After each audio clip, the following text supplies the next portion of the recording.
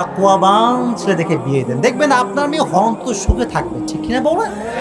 তবে যুবক ভাইয়েরা, আমি যেটা বলতে চাচ্ছিলাম, শুধুমাত্র আটা সুন্দরী দেখে বিয়ে করবেন না।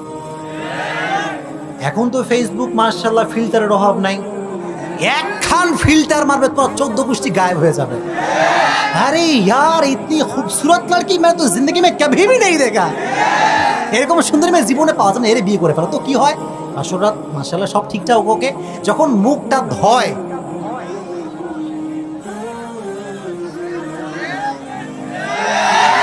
গেছে, সব গেছে, আমও গেছে, ছালাও গেছে। এজন্য যদি বিয়ে করতে হয়, তাকে না বলে একদিন তার বাসায় যাও। বাসায় গিয়ে বলবো আপনার মেয়েকে দেখতে চাচ্ছিলাম, যদি আপনি অনুমতি দেন দেখবো, যদি রিয়েল ফেস দেখো দেন বিয়ে করবা।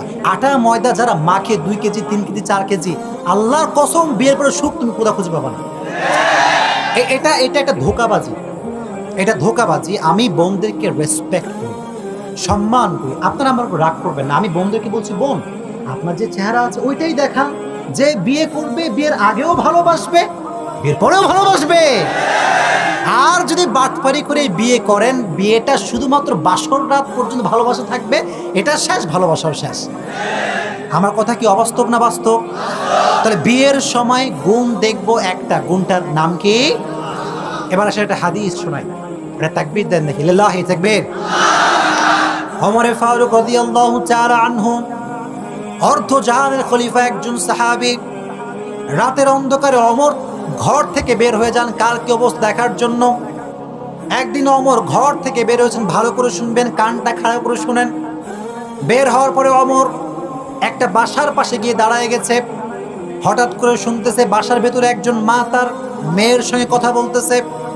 মা ডাক দিয়ে বলছে, ও মেয়ে, বাহির থেকে গরুর দুধ নিয়ে আসছি, গরুর দুধ, তুই এখন যথেষ্ট পরিমাণ পানি মিশায় দে। নাউজুবিল্লাহ পড়ে, পানি মিশায় দে। তো ওমর তো বাইরে দাঁড়ায় শুনতেছে, কি কি বলে দেখি শুনি। তুমি একটা জবাব দিয়েছ। মেয়েটা বলতেছে, মা তুমি কি জানো না যে ওমর রাষ্ট্রের পক্ষ থেকে নিয়ম করেছে যে কোনো মানুষ দুধের, গরুর দুধে কোনো প্রকার পানি মিশাতে পারবে না, এটা জনগণের হক নষ্ট করা হয়। এ কথা তার মা তাকে বলার পরে সে বলতেছে। তো এখন মা বলতেছে, আরে পাগলি, ওমরের 14 গোষ্ঠী কেউ এখানে নাই, তুই আরামের দুধে পানি মিশা, কোনো সমস্যা নাই। কিন্তু ওমর গেটের বাইরে আসে না নাই, Omar just he is waiting যে মেয়েটা কি বলে। মেয়েটা বলতেছে, মা ওমর নাই, রাজ্যের কেউ নাই, সেনাপতি নাই, রাষ্ট্রপতি নাই, প্রধানমন্ত্রী নাই, অর্থমন্ত্রী কেউ নাই, you and me, we are alone here, আমি আর তুমি এখানে একা।